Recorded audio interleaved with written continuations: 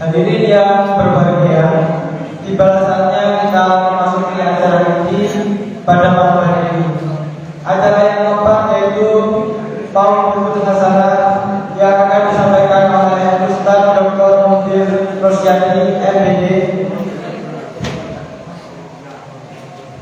Kepada yang kami takuti Ustaz Dr. Mudir Rosyadi MPD, waktu dan tempat kami persilakan.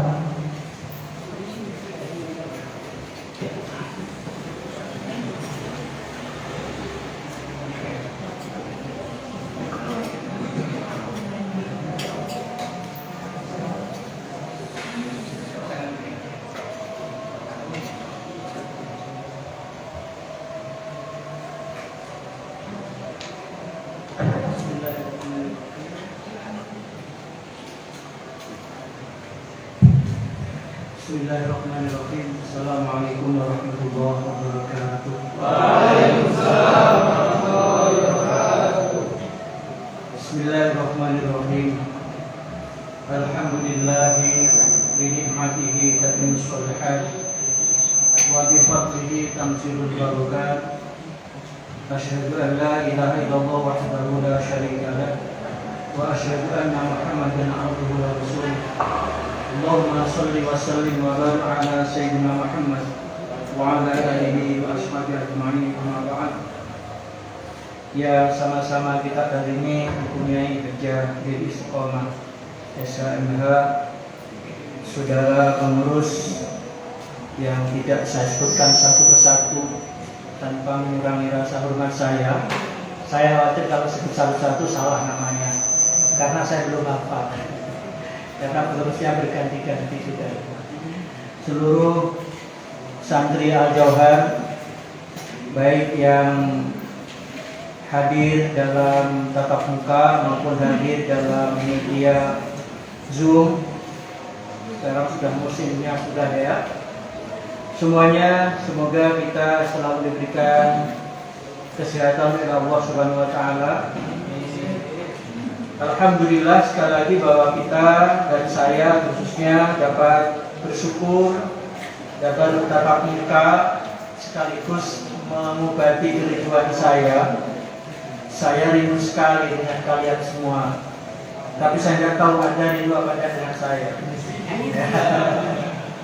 Ya, tentu kangen kita, rindu kita adalah rindu dalam artian sebagaimana dalam hadis Rasul bahwa dua orang yang tahabba fillah wa tafarraqa fillah itu adalah termasuk insyaallah nanti di hari kiamat termasuk yudhilluhumullahu yaumal qiyamah fi dhillin la dhilla illa dhilluh.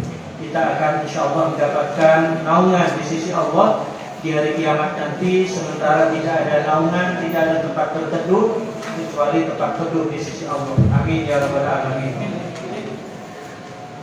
Hadirin para santri, alhamdulillah saya jadi ingat kalau ada yang tatap muka, ada yang virtual itu siapa itu ya, pernah pidato hadirin dan hadir out, hadir ya. Jadi hadirin ada hadirat itu kemudian diplesetkan, ternyata sesuai dengan era sekarang ada hadirin, ada hadir out. Hadirin hadir yang di dalam seperti ini, hadir out yang ada di sana. Ternyata bisa juga itu mereka-rekanya para dai. Saudara sekalian yang saya hormati, alhamdulillah saya difasilitasi oleh pengurus untuk dapat bertatap muka. Dan saya sebenarnya juga agak bingung ini. Temanya itu 3 in 1 ya. Satu dalam satu kali tatap muka. Ini katanya tema teraktual, terupdate dan mengalahkan rekor dari seluruh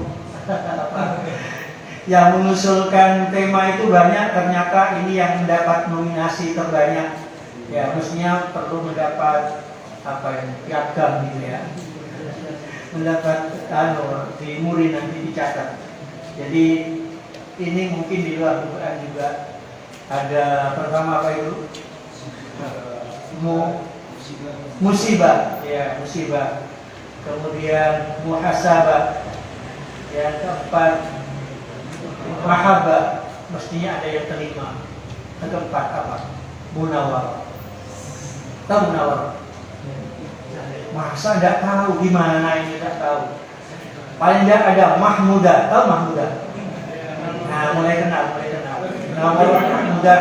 Taunya paling kalau sama itu sudah tidak kenal lagi namanya Munawar, namanya Mahmudah, itu sudah tidak kenal. Tapi kalau namanya Elo, kemudian siapa? Eni, kemudian siapa lagi? Endar. Iya, ya nggak apa-apa. Itu nama-nama kekinian, dan Mahmudah, Munawwarah itu mungkin nama yang sudah agak kekonoan, gitu.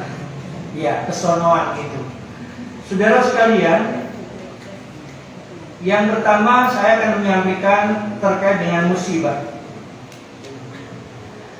Kalau dalam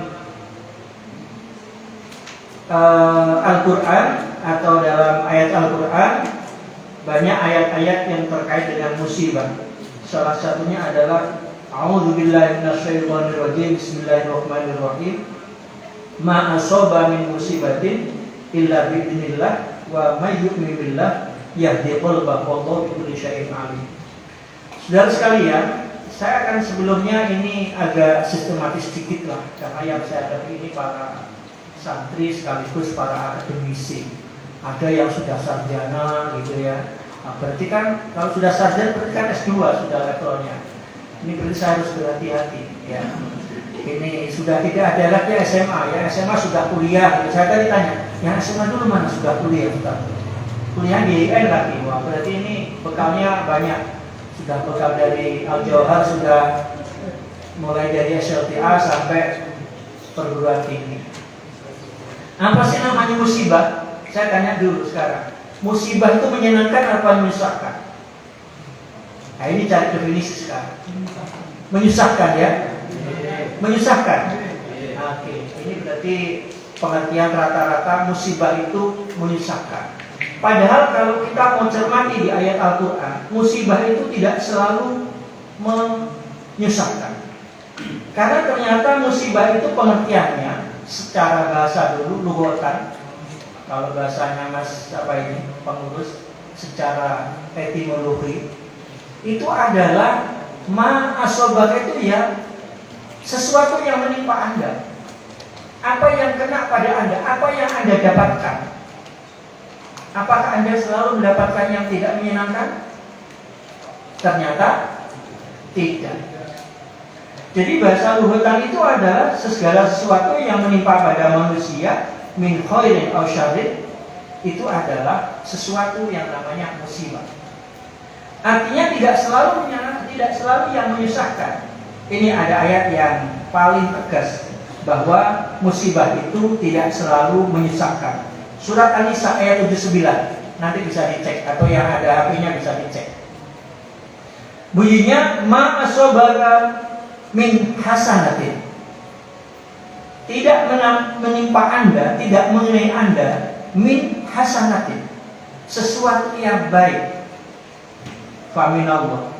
Maaf, salah terjemahnya. Ma asobaka, sesuatu yang menimpa kamu min hasanatin, yang berupa kebaikan, itu faminallah. Maka itu adalah datangnya dari Allah. Wa ma asobaka min sayyi'atin famin nafsik. Dan segala sesuatu yang datang yang berupa sayyi'atin, itu adalah famin nafsik, dari diri kalian. Berarti apa saja yang datang dari Allah itu aslinya bagus. Persoalannya kemudian kadang-kadang apa yang bagus menurut Allah belum tentu menurut kita itu bagus. Nah, padahal kadang-kadang kita itu minta yang bagus-bagus, ternyata bagus kita juga belum tentu bagus menurut Allah. Maka yakinlah apa yang dikabulkan oleh Allah itu yang terbagus untuk kita. Nah, jadi ternyata ayat ini, kalau yang jelek-jelek, musibah, sesuatu yang menimpa kita, yang jelek itu dari kita sendiri, berarti perbuatan manusia. Apapun yang terjadi di dunia ini, yang jelek-jelek berarti karena ulah manusia. Hukum alam berlaku. Contoh yang paling gampang, barusan kapan hari ada banjir. Banjir tentu kena di mana? Kira-kira di pasar atau di tepi sungai banjir itu ya. Minimal perumahan di tepi sungai, di bantaran sungai apalagi. Tidak mungkin banjir kena ujungnya gunung. Nah, kecuali gunungnya kecil. Nah, di bawah gitu ya. Itu. Ya. Nah, kenapa sama yang saya bilang gunung kecil saya tertawa? Wah, ini jadi ngeres ini pikirannya. Kelihatannya kalau sudah dewasa. Ya, gitu ya. Ya, insya Allah. Ini musibah juga ya. Itu termasuk musibah kalau sampai kena kedudukan gunung. Nah, itu kan sama suka. Jangankan satu Ustaz, saya minta 2. Ya. Iya, sudah waktunya gitu ya. Jadi kalau kena gunung, tidak apa-apa. Kena musibah gunung, tidak apa-apa, siap. Apalagi gunungnya 2. Gunung Sepikul itu kan 2. Sepikul dipikul ini kan 2 dari atas, dari belakang dan depan. Jadi itu saudara, pertama perlu diketahui dulu bahwa musibah sesuatu yang menimpa manusia atau definisi musibah itu aslinya tidak selalu yang tidak menyenangkan atau selalu yang jelek. Tetapi memang secara istilah sering diartikan namanya musibah itu adalah al-makruh asyiddah alladzi yaqilu bil insan, yang mengena kepada manusia, sesuatu yang berat, yang tidak menyenangkan, yang mengenai pada manusia. Padahal sebenarnya berat atau tidak itu persoalan hati. Persoalan hati.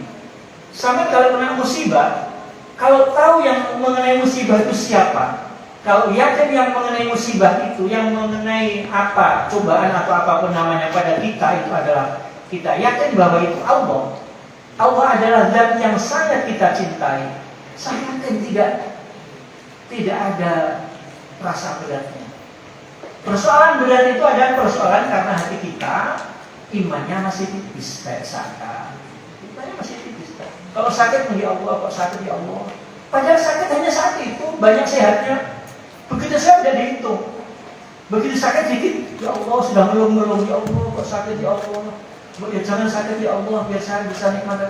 Padahal baru sakit tadi, baru kemarin misalnya begitu. Padahal Allah sudah memberikan kesehatan kita kapan? Lama sekali, gratis lagi, gratis. Kita tiap hari menghirup udara, mendapatkan matahari, mendapatkan oksigen, semuanya gratis, nggak ada yang bayar. Ya, tapi di mana syukur kita? Kadang-kadang kita lupa bahwa ini adalah yang memberi Allah, yang maha kasih, maha sayang. Bukan hanya kasih, tapi juga sayang. Jadi sifatnya itu adalah Ar-Rahman dan Ar-Rahim. Kalau Ar-Rahman itu cenderung pada kelompok, gampangannya itu. Kalau Ar-Rahim kepada siapa?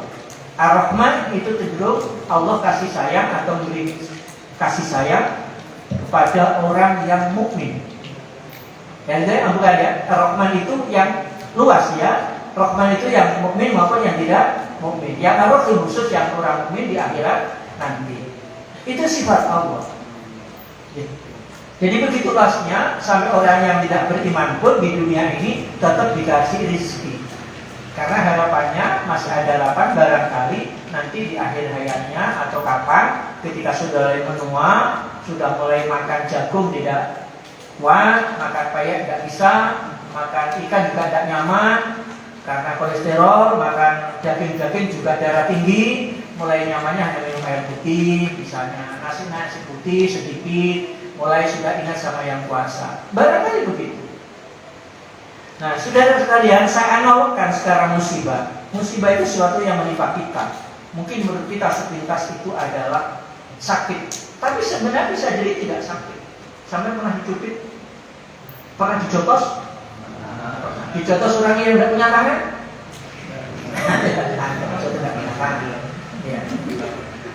Yang jelas sampai pernah merasakan, sampai pernah ketika di SLTA dihukum karena rodo beli, dihukum di PP, dijemur di depan sana, panas.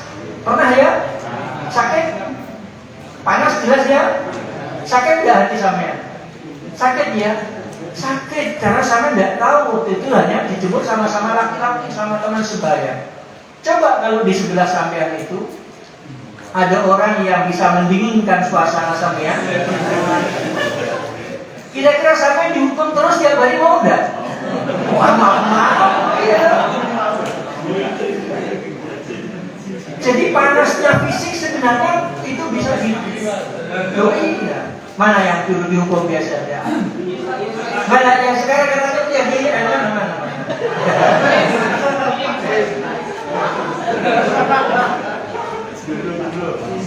Jadi hukuman fisik itu sebenarnya bisa diredam oleh dinginnya hati. Dinginnya hati.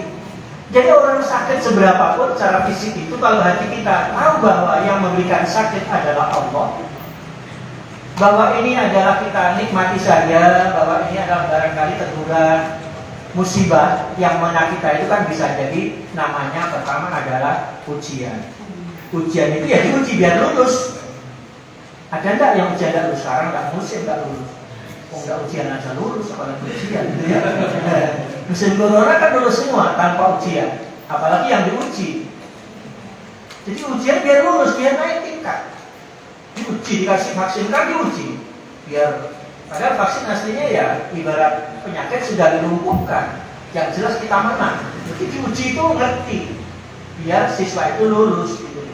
Makanya soal ujian itu soalnya yang biasa-biasa, tidak terlalu sulit kok sebenarnya. Cuma muridnya saja kadang-kadang nggak siap. Coba kalau ujian beneran yang tidak lulus, itu bisa dosen itu tanya yang kira-kira mahasiswanya tidak bisa jawab. Itu kan namanya benar-benar pengen tidak meluluskan. Kalau orang misalnya divaksin terus orang biar meninggal, ya jangan divaksin yang sudah, ya vaksin beneran ya dengan penyakit yang tidak jinak gitu ya.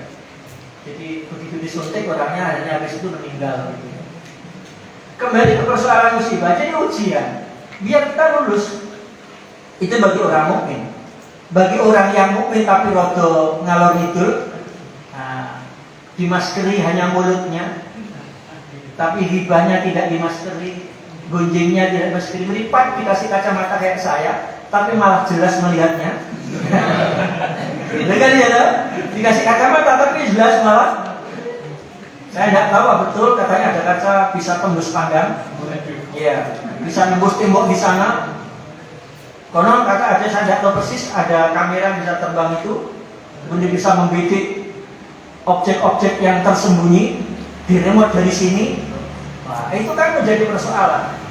Berita memang terbatas, tapi alat media untuk melihat tidak terbatas.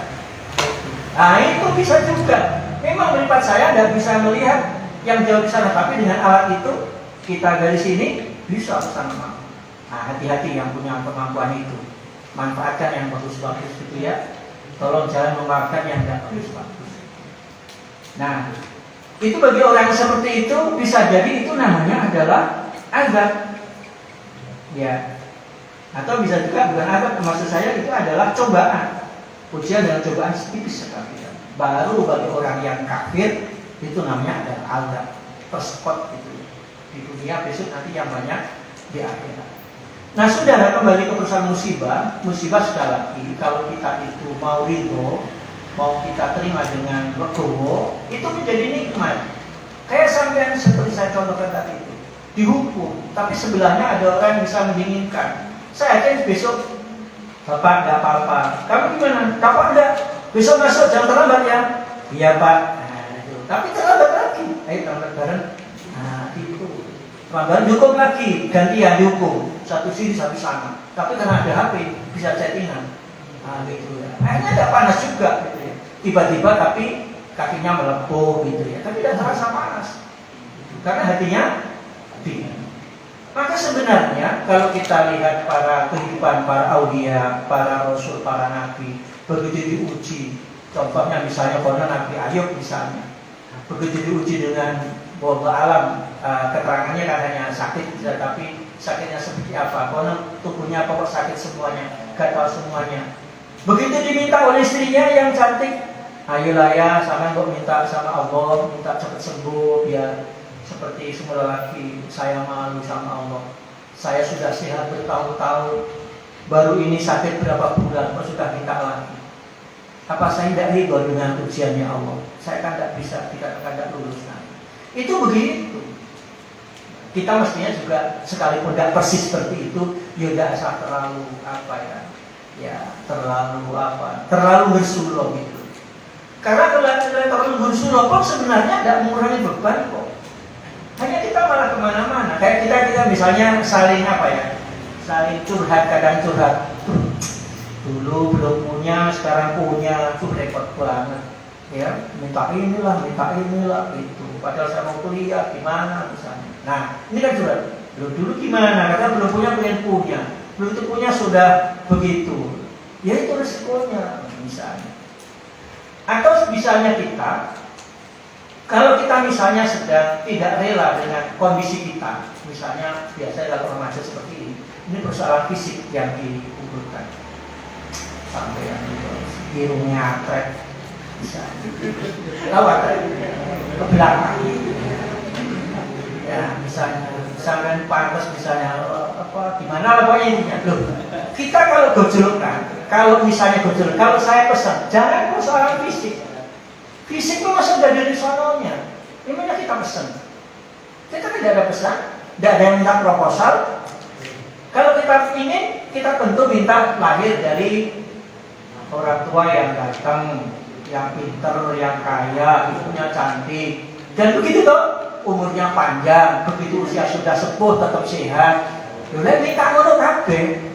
Terus hidup itu tidak akan berjalan. Coba sak kampung, sak Jember ini orangnya kaya semua gitu aja, masih enggak ada kabeh. Terus sehat semua gitu aja. Loh, tutup itu rumah sakit. Ya, kehidupan tidak jalan. Makanya Allah itu maha, sudahlah. Kita nikmati saja, kita ini hanya sebagai objek, sebagai pelaku yang sudah ditentukan skenario Allah, kita terima semampu kita. Karena kalau sudah tidak terima, itu kalau saya membaca hadis qudsi, diancam betul.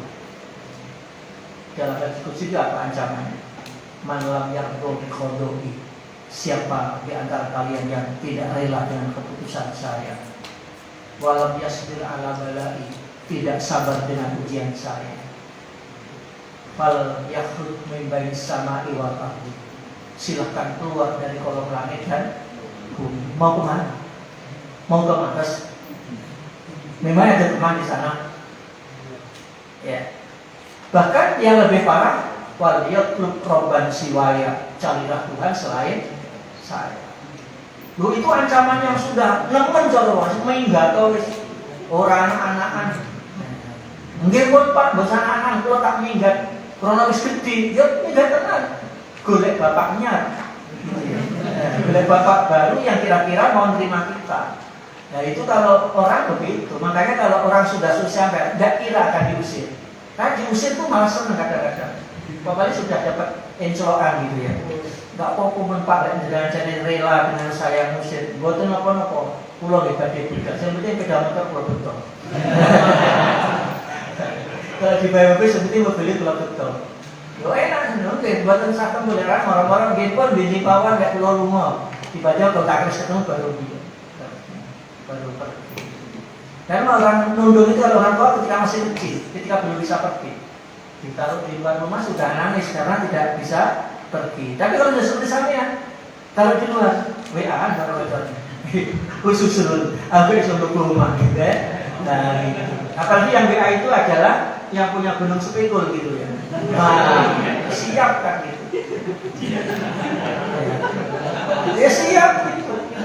Makanya kalau Rasul mengatakan bahwa apa itu?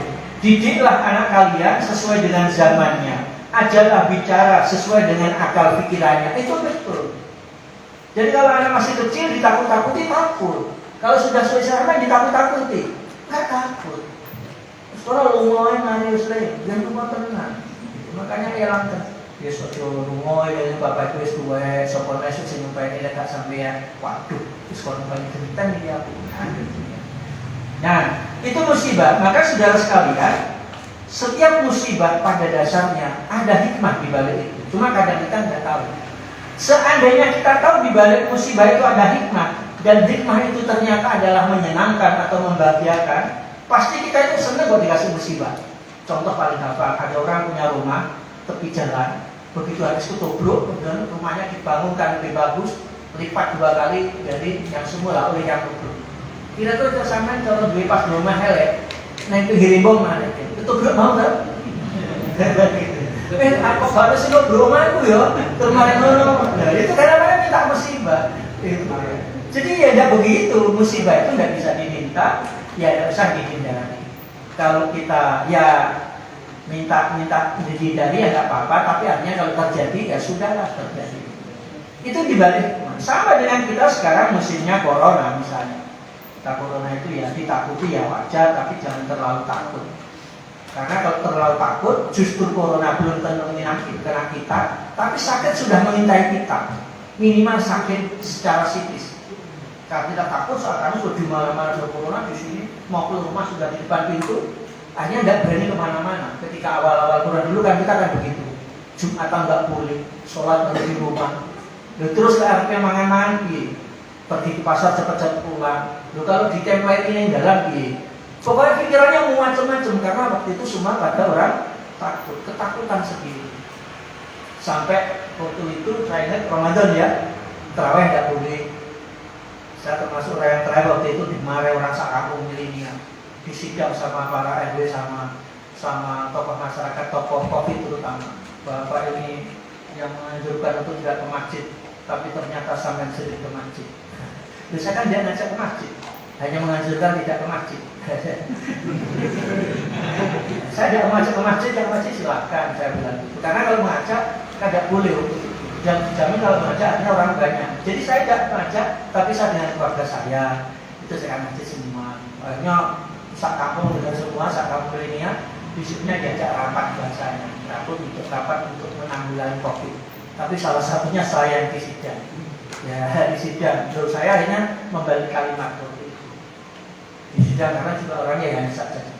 Mohon maaf, kita ini orang yang sama-sama bisa tahu IT. Tapi kenapa nggak pakai IT? Saya bilang gitu. Kan ada Zoom, ada Google Meet. Waktu itu sudah ada yang mulai ada ya. Kenapa rapat kita tidak pakai Zoom atau Google Meet? Maaf Pak, ini darurat. Darurat apa bedanya? Udah lama kok menyiapkan. Saya bilang, apa ada jaminan kalau kita kubur seperti ini nanti juga kita tidak kena COVID? Saya bilang gitu. Ya maaf Pak, ini kan lama. Ya sudah, makanya juga satu yang dimaafkan. Saya baca juga itu kan sama-sama. Karena tidak orang banyak, hanya keluarga saya dengan siapa yang ikut.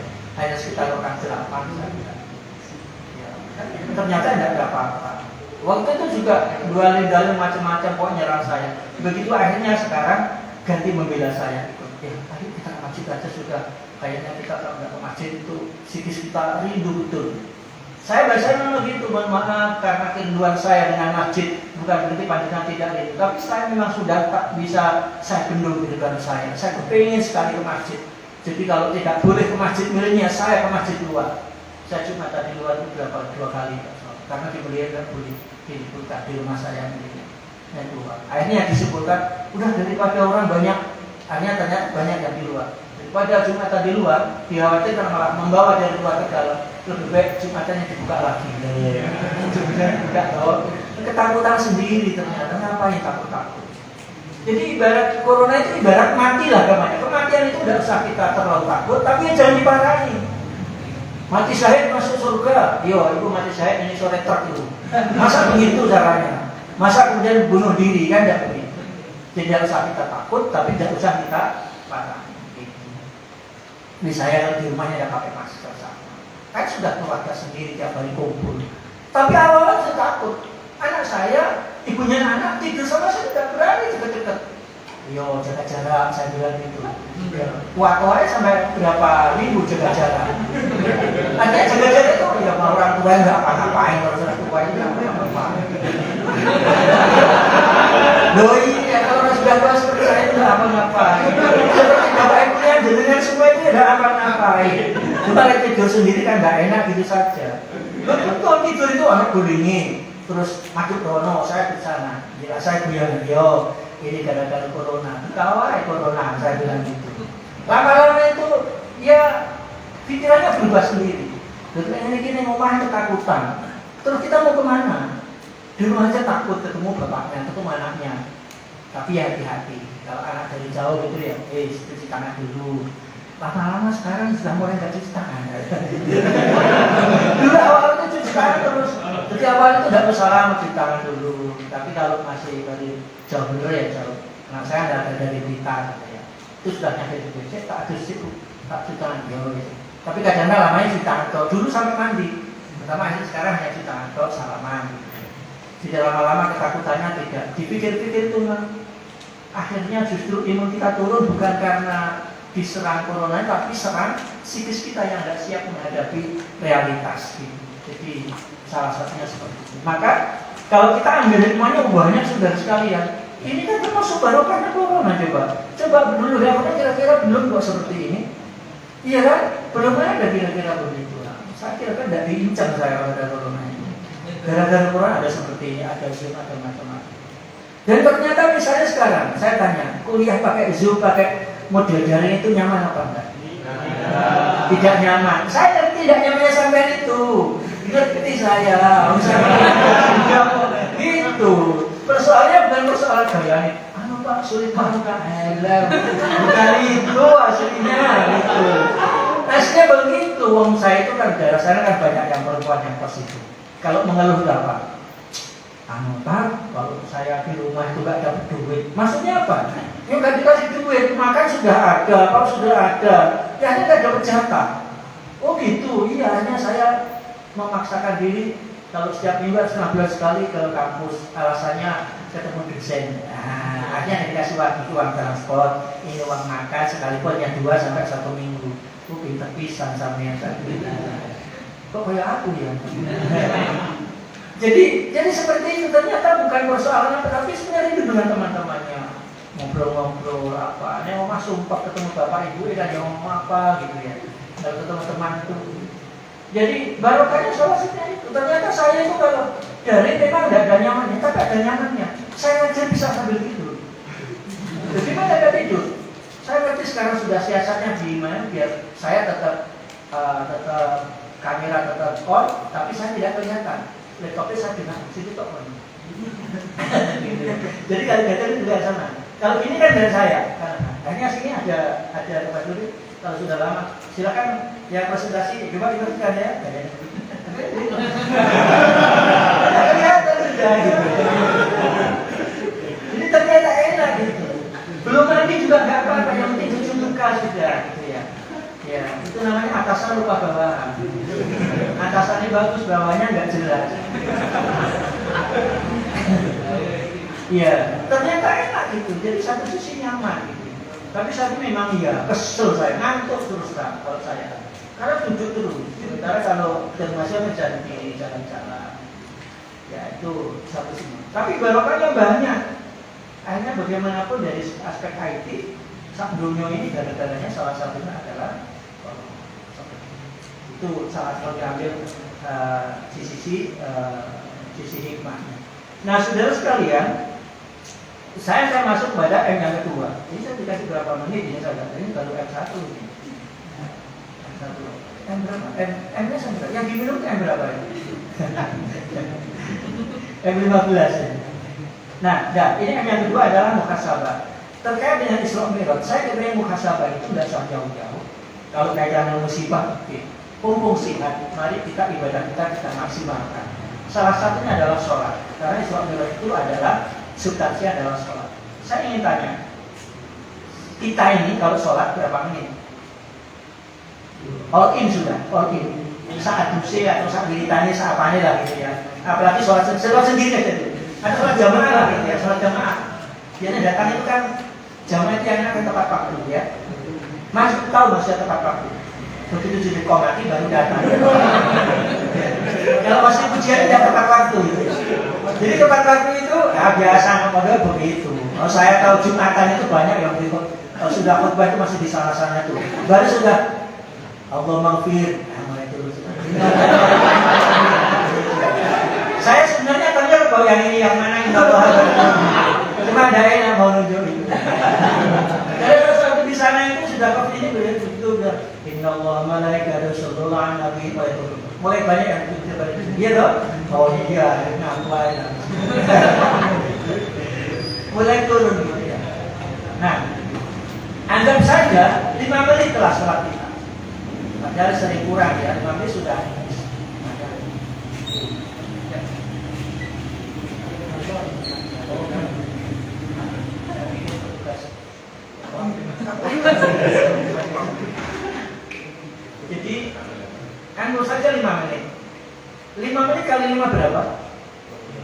25 menit. Ya banyak kan? 20 menit itu berapa persen kalau dianggap dari 24 jam? Oke lah, nggak usah persentase. Kalau 1 hari 25, 1 bulan berapa? 1 minggu bulan, 1 bulan. 1 bulan kan? 25 kali 30. Berapa? Nah, yang menurut kita 750 menit. 1 tahun 750 kali 12 ada sekitar 9.000 menit. Saya tulis ini. Karena kali saya tidak bisa matematika. Kalau dihitung jam dibagi 60 ketemu 150 jam.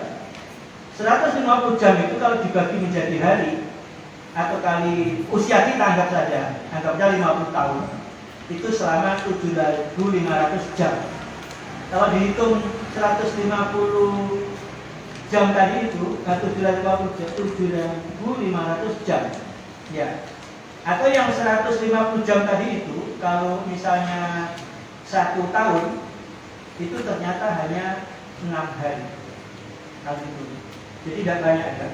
1 tahun 9.000 dibagi 60 ketemu 150 jam. 150 jam itu kalau usia kita 50 dikalikan 50 itu ada 7.500 jam. Silakan dibagi 60 ada berapa? Tolong dibagi, belum saya bagi. 7.500 dibagi 24 jam. Ketemu berapa? Ketemu berapa? 312 apa itu? Hari ya? 312 hari. Anggap aja 1 tahun lah. Berarti kalau kita hidup 50 tahun, sholat kita sebenarnya hanya 1 tahun. 1 tahun itu berarti 5 menit. Terus tidur kita. Tidur kita juga dinanya 5 menit. 5 jam. Gampangannya ya. Kalau 5 menit itu tadi menjadi 1 tahun, kalau 5 jam berarti berapa? Tidurnya saja 5 menit itu menjadi 1 tahun. Berarti kalau 1 jam menjadi berapa? 65 ada 30 ya. 30 tahun. Pokoknya banyak tidurnya lah. Ini yang banyak tidurnya. Makanya Rasulullah dengan di Isra Mi'rajkan itu, dengan sholatnya hanya 5 itu, tapi pahalanya sampai dengan 50. Kan digitukan.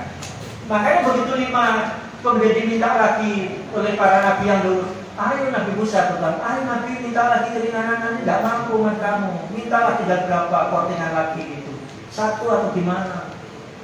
Ternyata Rasul malu. Segala yang sudah sedikit sudah cukup ini sudah. Nah ini makanya saudara sekalian, dan sholat itu saya yakin bahwa sholat ini yang perlu kita perhatikan, terutama kita para aktivis. Ini saya tahu kalau aktivis kita, saya maksud saya di IPN atau di yang lain, itu seringkali melek malam. Biasanya kalau diskusi itu sampai larut malam. Tidak tahu diskusi apa. Kalau diskusinya apa sih paling jam 11. Tapi diskusi lanjutannya itu lebih panjang. Ya baik dengan lain jenis maupun tidak lain jenis, biasanya jelas lebih panjang. Kadang sampai hampir subuh baru ngantuknya datang, baru tidur.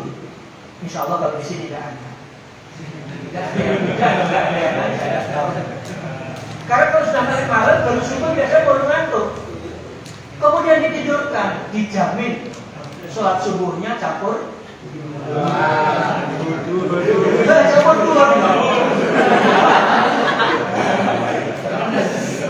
Iya. Kalau yang di pondok ketika di pesantren sholatnya gampang, karena ada pengurus, ada yang pramuka, pahalanya banyak. Dalilnya ada, mandala ala khair, falahu mislu ajrul fa'il. Jamaah, lupa pahalanya ada. Makanya kalau sampai dibangunkan mau, berarti sampai juga memberi pertolongan kepada orang yang bangunkan. Pahalanya yang pakai. Sampai yang mengkondisikan pengurus beni buka, aku tak bayani tak kamilah dari ditugas secara pengurusnya. Ya. Tapi tidak juga di bagas. Itu yang jadi itu saudara. Maka saya itu kalau bermasyarakat, saya kan sudah bermasyarakat dalam artinya sudah keluarga.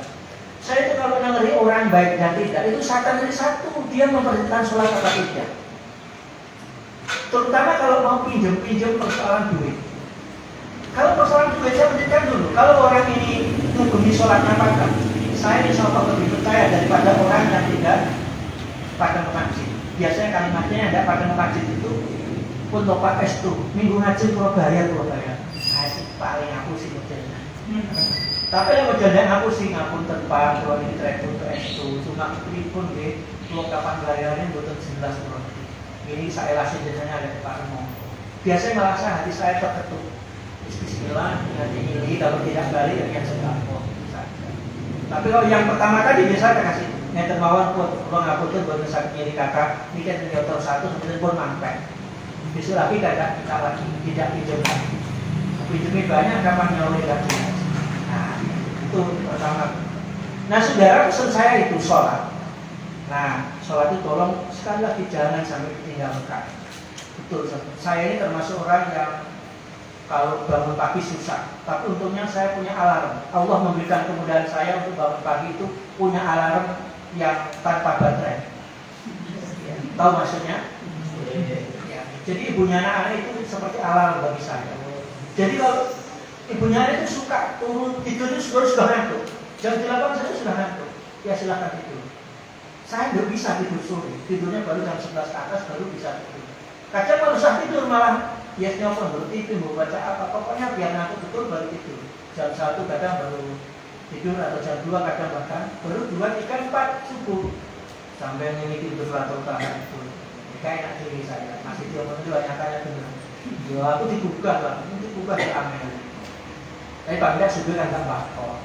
Itu saya menyenangkan. Karena saya ini termasuk ada dibuka, bahwa betul saya. Makanya bersyukur saya punya alarm. Maka carilah alarm yang bisa. Iya. Makanya nanti paling tidak saya tanya calonnya sampean itu kalau mau jadikan alarm tanya. Sampean tahu bapak begini loh. Nah, aku juga tanya. Dan sampean, aku jangan angel aku sore bangkong. Nah, kalau situ bangkok bisa, enggak jadi begini sudah. Enggak bisa bangun saya. Tapi kalau dia jawab, alhamdulillah aku memang enggak tahu ya kenapa. Aku kalau pagi itu gampang bangun saya.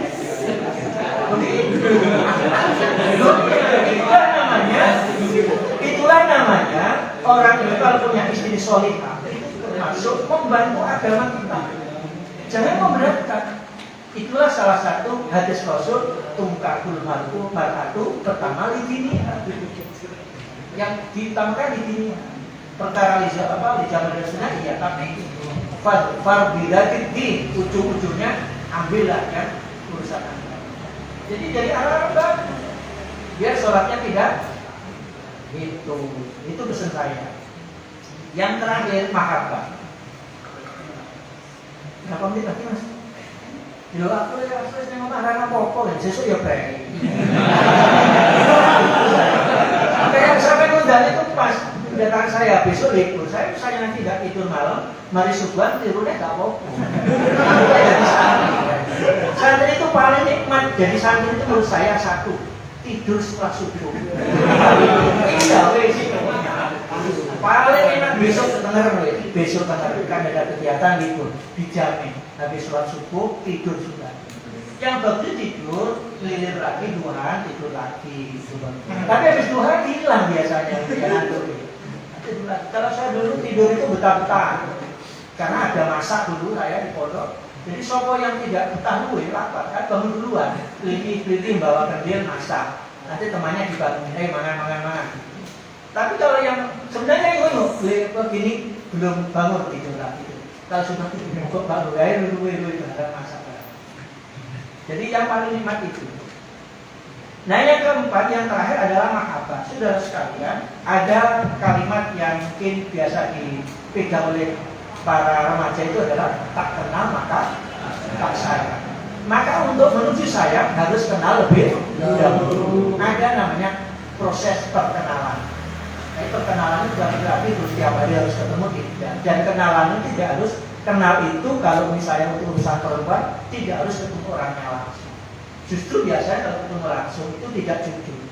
Karena ditutupi, wajahnya dimikati. Kan tidak jujur dong.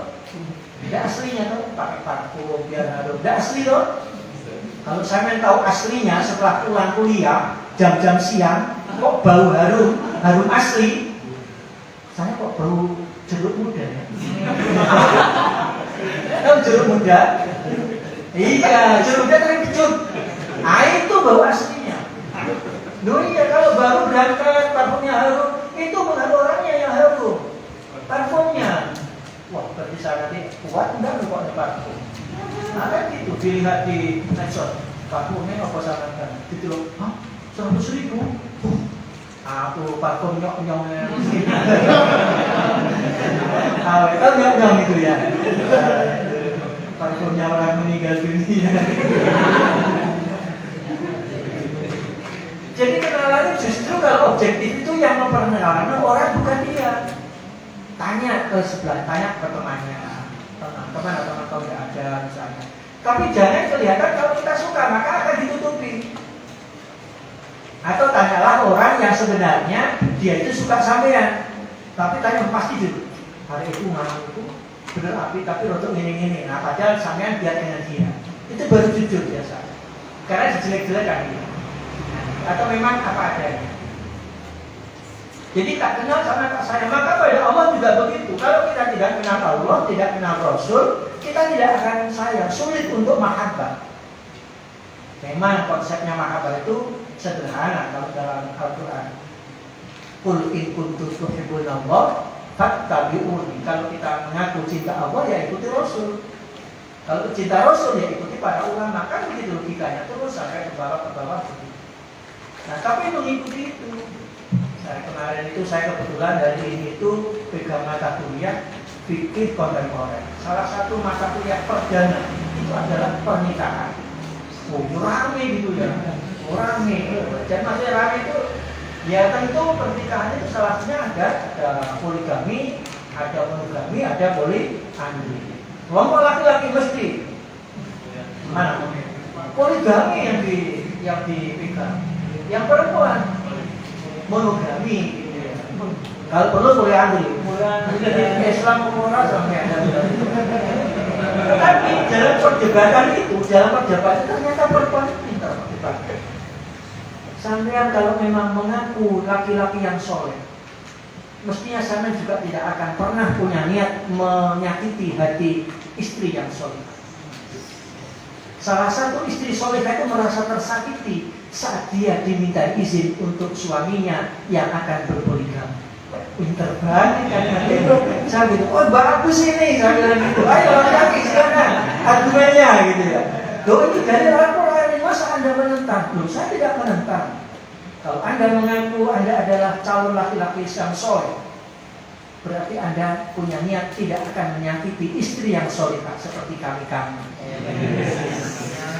Salah satu indikasi menyakiti itu adalah punya niatan nanti untuk berpoligami. Wah, rame tahu tanya, tapi di Zoom gitu. Wah ini kayaknya seperti seminar poligami sekarang. Ya, gitu. Jadi ternyata, maka kita sebenarnya kalau kita mengenal, jadi mengenal Allah itu benar-benar Allah yang menciptakan kita. Allah itu sayang sama kita. Apapun bentuknya, Allah selalu sayang sama kita. Jangan sampai pernah sudon pada Allah. Baik dalam kondisi apapun bahwa Allah memberikan yang terbaik, cuma kita belum tahu yang terbaik di mana. Contoh mahasiswa biasanya kalau sudah lulus itu susahnya satu. Apa itu? Kok hari ini yang belum? Nah, begitu sudah kesana kemari, sudah jual fotokopi, nggak laku-laku misalnya, itu Anda baca Allah memang masih memberikan saya yang terbaik. Barangkali saya baru dikenal dengan kepala sekolah di mana-mana. Ya nggak apa-apa, ini adalah ajang untuk silaturahmi. Kalau saya nanti sudah dapat, nggak mungkin saya silaturahmi. Ya begitu aja. Bismillah. Kemana Bapak? Mungkin dari hati. Oh ya Mas, makasih. Silakan ditanggalkan lamarannya, tinggalkan nomor HP di situ, kotak persennya. Oh nggih Bapak, terima kasih. Begitu. Ditunggu. Tunggu nanti Mas ya. Kapan Bapak saya bisa nunggu? Ya nanti saya hubungi, insya Allah ya. Bulan depan ini bulan apa loh? Bulan April ya depan. Mei juga depan. Gitu Ya begitu. Tapi yakinlah bahwa satu saat pasti akan datang. Itu saja. Kalau saya jadi ingat seperti saya itu menunggu penantian saya itu dia tidak lama, hanya 8 tahun. Bayangkan saudara, 8 tahun Mas jadi kira juga saya di sini itu juga begitu dengan TV merontok enak. 8 tahun saudara, saya berkelana di mana-mana. Gitu. Tapi ya udah itu, tapi ya gitu. Kadang menangis saya itu begini, menangisnya. Ya Allah, Engkau pernah berfirman dalam Al-Quran, ya Allah, ya fa'illahu alladzina amanu minkum. Ya kayak menuntut sebenarnya kan. Katanya orang punya ilmu itu diangkat derajatnya Allah. Saya itu kan termasuknya ilmu ya Allah, dibanding dengan yang punya. Dibanding dengan sekolah saya kan pinter ya Allah. Yang punya ilmu dari kamu, tapi mana ya Allah dari Allah. Tapi ya tak mau ciwi, tak mau terus. Tapi ya sampai lupa ya. Jadi intinya kita harus tahu bahwa ternyata sayang sama kita, ya sayang sama ibu bapak kita. Kalau begitu akhirnya kita ini kalau diberikan kesehatan, mari kita manfaatkan secara maksimal. Mumpung sehat. Selama kita sehat dan kita ini beraktif ibadah, maka ketika sakit akan diberi pahala seperti saat kita itu sedang sehat. Sedang sehat, jamaah padang, pujian padang, sholat, jamaah tidak perlu tepat waktu, tapi awal waktu.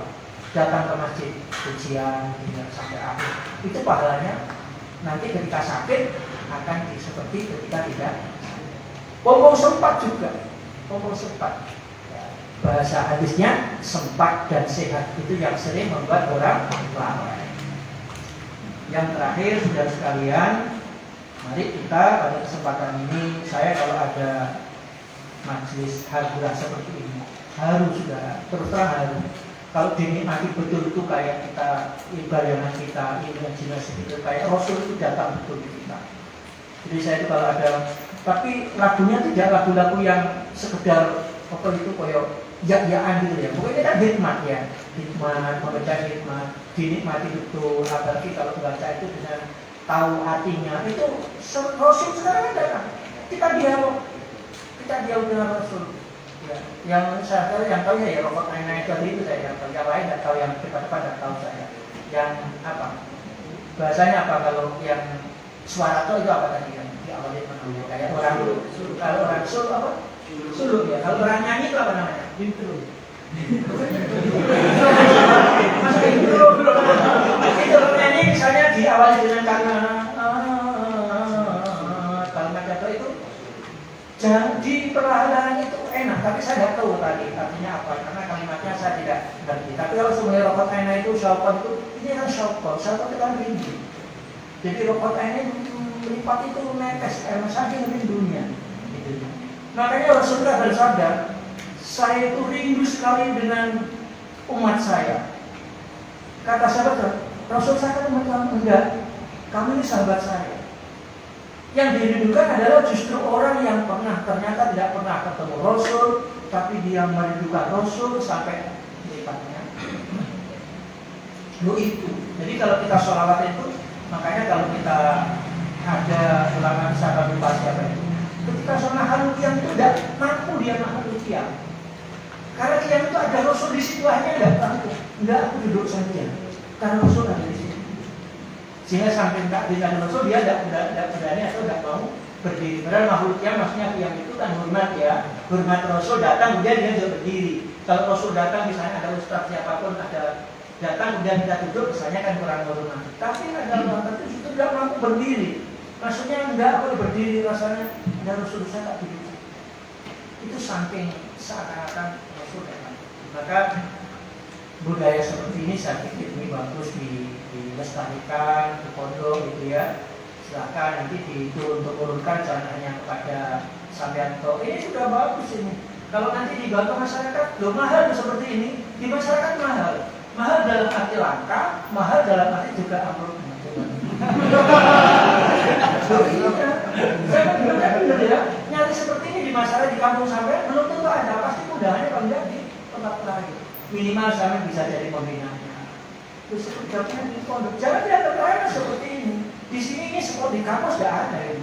SKS-nya nggak ada. Adanya Dori ya, makanya masih kata belajar dengarkan tuh kayak terus selasi belas cuma dekopen itu wes gimana ini ceplung begitu ya. Tapi ini tadi saya ini kan sudah Kalau sudah langsung jerengnya, tapi kemarin-kemarin kan juga ada apa? Ada latihannya dulu. Jadi ternyata begitu. Jadi itu saudara, ini anggap aja semua adalah media untuk belajar kita, sarana untuk belajar kita, sarana dakwah kita. Semoga semua ilmu yang kita dapatkan dari baik dari Al-Jawhar maupun dari manapun menjadi ilmu yang bermanfaat dan berkah. Sehingga kita menjadi orang yang ketika di masyarakat bisa berdakwah, bisa berliku ani walau ada. Sampai itu kalau di masyarakat dianggap kiai, dianggap ustaz, pasti itu. Karena adalah sampai tidak sekedar sarjana, tidak sekedar sarjana, tapi ada labelnya Al-Jawhar. Apalagi sampai kalau keluar pakai jaket Al-Jawhar. Ya tidak apa-apa, bukan berarti kita, tapi kan ini yang promosi. Yang kata lain, saya ini alumni Al-Jawhar. Paling tidak, tapi ketika tidak ada imamnya, monggo Ustaz. Bukan kita pandai lah imam orang yang jelas. Ya harus yang jelas-jelas. Itu pesan saya, saudara sekalian. Sehingga nanti jariahnya almarhum, jariahnya Alba yang memberikan kesan ini terus mengalir karena sampai menjaga kelestarian pesantren. Amin ya rabbal alamin. Mohon maaf, itu yang dapat saya sampaikan. Semoga juga memberikan motivasi kepada diri saya dan kita semua. Mohon maaf. Cukup ya. Terima kasih. Doanya santri aja, berasa saya. Ya, saya itu nanya aja. Terima kasih. Mohon maaf. Wassalamualaikum warahmatullahi wabarakatuh.